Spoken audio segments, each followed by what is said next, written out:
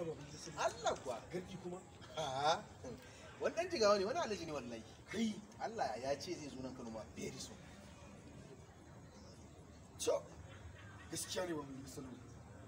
muryarka jarinka muryarka jarinka gaskiya ne tun da sun isharar masallaci to ai dole za su ta kasuwa wannan haka yake ba ma ta kasuwa ba har coci su sun shari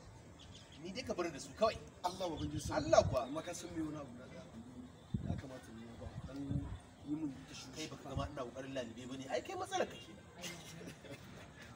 duba fa nake ji da dan wani dan canji nake tunani a jikina wasu da suka dan rage mun hukunto ma kake a to ai ka san tunda ana dan samun su ai ya kamata a ringa alkhairi ko tunda su ba za su yi ba mu sai mu karba mu ringa yi gaskiya ne shine ai a ci gaba da gashi suya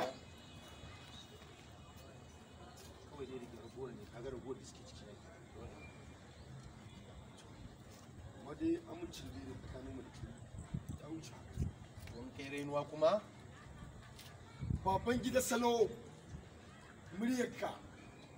jarinka